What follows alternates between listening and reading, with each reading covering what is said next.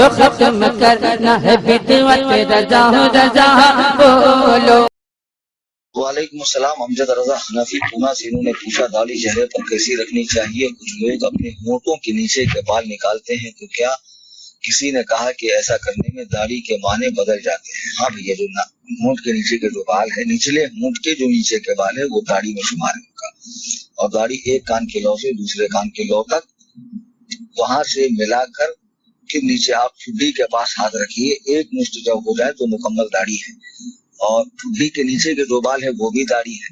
ہاں، جو ایک نیچے ایک گٹلی سی آتی ہے ہر ایک کے گلے میں ہوتی، اس کے نیچے کے جو بال ہے وہ آپ کاٹ سکتے ہیں، اور گال پر جو آنکھ کے قریب قریب، ناک کے قریب قریب بال آ گئے وہ داڑھی کا خط بھی آپ بنا سکتے ہیں، چہرے کی صفائی کر سکتے ہیں تاکہ آپ کا چہرہ صاف نظر آئے اور داڑھی جو ہے آپ کے چہرے پر خوبصورت لگے۔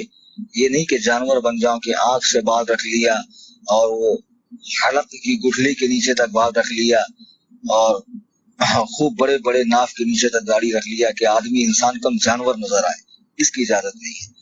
داڑھی ایک کان کی لو سے دوسرے کان کی لو تک، وہاں سے ملا کر ایک مٹھی داڑھی رکھنا واجب ہے۔ اب اس سے آگے اگر بڑھتی ہے تو کاٹنے کی اجازت ہے۔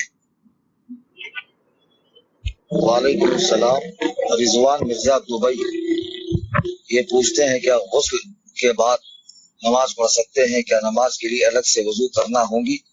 تو یہ غسل میں اگر آپ نے کلی کی ہے، ناک میں پانی ڈالا ہے، پورے بدن پہ پانی بہایا ہے، تو ظاہر سی بات ہے کہ یہ وضو اس کے اندر ہی آ گیا۔ اب میں آپ کو اگر 1 کلو سامان دوں تو پاؤ کلو 1 کلو کے اندر آتا ہے کہ نہیں آتا ہے؟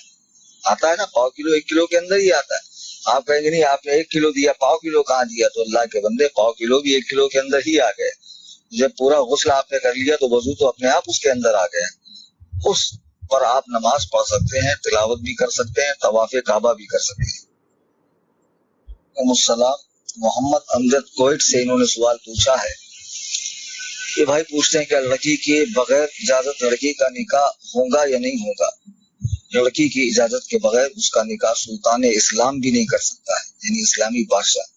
پھر انہوں نے آگے بڑا لمبا چوڑا لکھا ہے اور ساتھ میں اپنا نمبر بھی لکھا ہے، ضرورت نہیں تھی آپ کو نمبر لکھنے کی، نمبر آپ کا دکھ رہا اوپر مجھے۔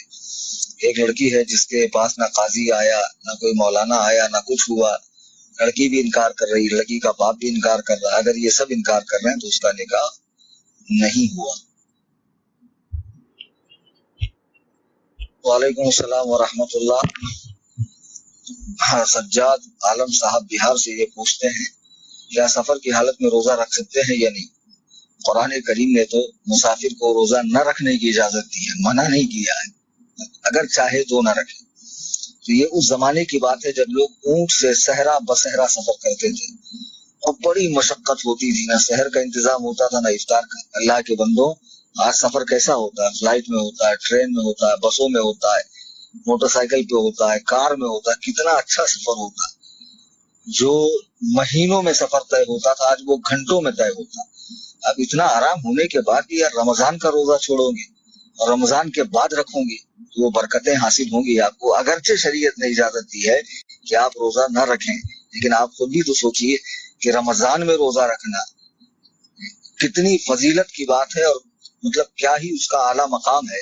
وہ چھوڑ کر صرف سفر کا بہانہ کر کے میں مسافر ہوں، اگرچہ آپ مسافر ہیں، نہیں رکھ سکتے ہیں، کوئی بات نہیں ہے، شرعاً کوئی گناہ نہیں ہے، بعد میں رکھ سکتے ہیں، لیکن آپ خود سوچئے کیا ایسا سفر ہے آپ کا جس میں روزہ رکھنے سے تکلیف ہوں گی؟ نہیں ہے، تو روزہ رکھیے۔ رمضان جیسی برکتیں بعد میں کہاں ملنے والی ہے آپ کو۔ وعلیکم السلام، یہ محمد ارمان صدیقی اجلاس نگر سے انہوں نے پوچھا کیا سلائن کا انجیکشن روزے کی حالت میں لگا سکتے ہیں؟ روزے کی حالت میں گلوکوز بھی چڑھا سکتے ہیں، انجیکشن بھی لگا سکتے ہیں، لیکن بچا جائے، اگر بہت ضروری ہو تو لگا لیجیے، کوئی بات نہیں، روزہ نہیں چھوٹے گا، چاہے گوشت میں لگے یا نس میں لگے، لیکن اگر بچو گے تو اچھا ہے۔ روزے کا اصل مقصد ہے کہ آدمی کو بھوک پیاس کی شدت کا احساس ہو، اب وہ اسی طرح وہ انجیکشن کے ذریعے انرجی لیتا رہے گا تو ظاہر سی بات ہے اس کو احساس نہیں ہوگا۔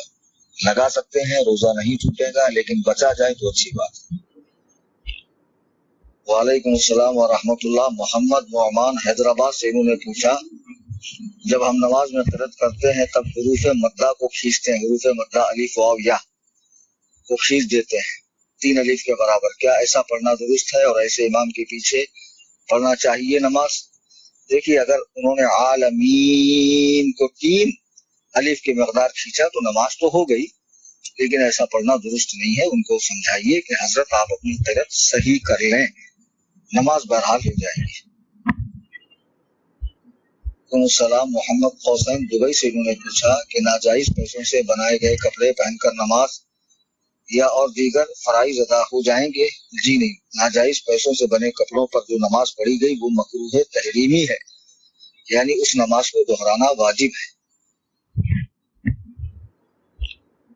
सलाम सुबहानुल्लाह रजा खान फ्रॉम ईटा उत्तर प्रदेश से, इन्होंने पूछा इसकी क्या हकीकत है कि रमजान के फर्स्ट जुमा की रात में पहला कलेमा 40 मरतबा पढ़ने वाले को 1 मकबूल हज का सवाब और बताने वाले को 2 हज का सवाब?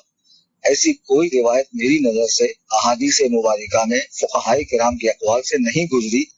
ये बेपर की बातें हैं जो लोग उड़ा देते हैं, और ऐसा ही एक मजमून गर्दिश करता है कि जिसने 4 रकात सुन्नत पढ़ी उसकी तमाम क़ज़ाए उम्री के लिए वो काफी है।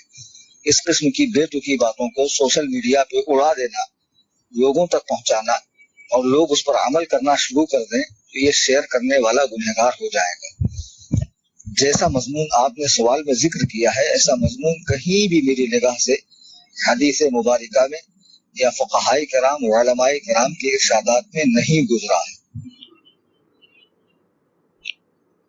वालेकुम अस्सलाम सैयद अकरम रज़वी तेलंगाना वरंगल से। सैयद साहब ने पूछा रमजान के महीने में महीना भर एहतिकाफ कैसा है, बैठना कैसा है? कर सकते हैं, 1 माह का भी एहतिकाफ करने की इजाजत है। वालेकुम अस्सलाम, ग्रुप में एक ही सवाल की इजाजत है, 2 सवाल की नहीं। आपने एक ही सवाल में 2 सवाल कर लिए, आइंदा इसका ख्याल रखिए आप।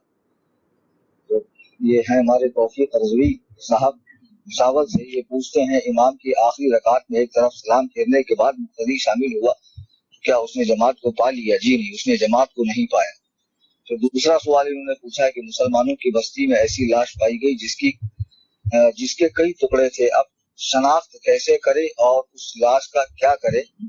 देखिए, अगर कोई ऐसी अनजान लाश मिलती है जिसकी शनाख्त के जाहिरी तौर पर कोई निशान मौजूद ना हो, कोई अलामत ना हो, तो उसे एक गड्ढे में दफन कर दें, ठीक है।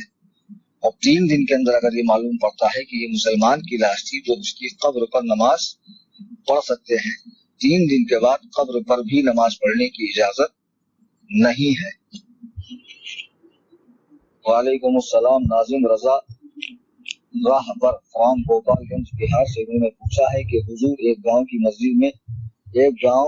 मस्जिद न्यू तामीर हुई है जिसमें लोग जुमा कायम करना चाहते हैं और दूसरी मस्जिद 3 किलोमीटर के आसपास है, तो इस मस्जिद में जुमा कायम किया जा सकता है? देखिए, नए से जुमा कायम नहीं करना चाहिए।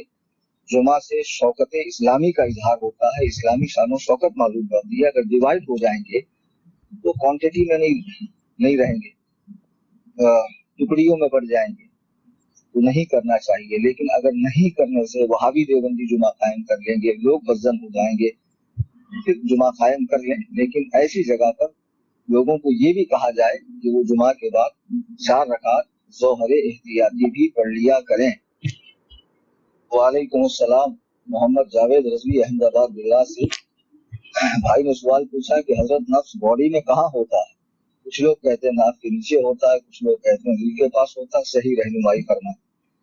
हाँ भैया, जब लोग कहेंगे तो इस तरह की बेपर की बातें कहेंगे। नफ्स कोई गोश्त का लोथड़ा टुकड़ा नहीं है जो आपके नाक के नीचे या आपके हार्ट के पास या राइट में लेफ्ट में कहीं पर हो। नफ्स एक्चुअल में शैतान के उस असर को कहते हैं जो हमारे रगो पे में शरायत कर जाता है, समझे ना? कहते हैं कि इसके रग रग में शैतान बसा हुआ है, तो नफ्स उसको कहते हैं। नफ्स की किस्में जो बयान की गई है, मुतमइन्ना, लव्वामा, समझे? तो वो जो नफ्स मुतमइन्ना है या ये तो हम नफ्सुल मुतमइन्ना, वो अल्लाह वालों का नफ्स होता है।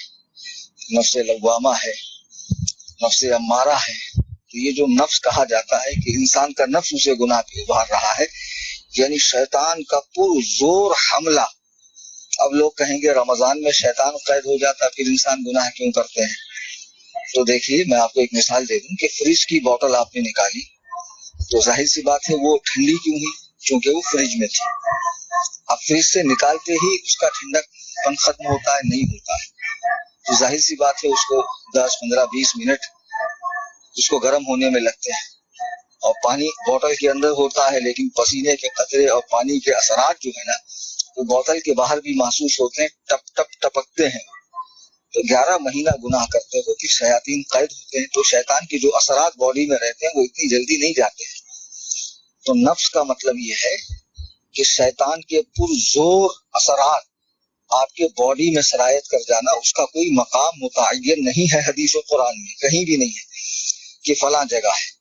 اس کا اثر پورے جسم میں محسوس ہوتا ہے. تو کبھی ہاتھ گناہ کرتے ہیں، کبھی نگاہیں گناہ کرتی ہے، کبھی قدم گناہ کرتے ہیں، کبھی زبان گناہ کرتی ہے، کبھی کان گناہ کرتے ہیں. تو یہ نفس ہے، اور نفس کے شر سے بچنے کے لیے دعائیں کرتے رہنا چاہیے.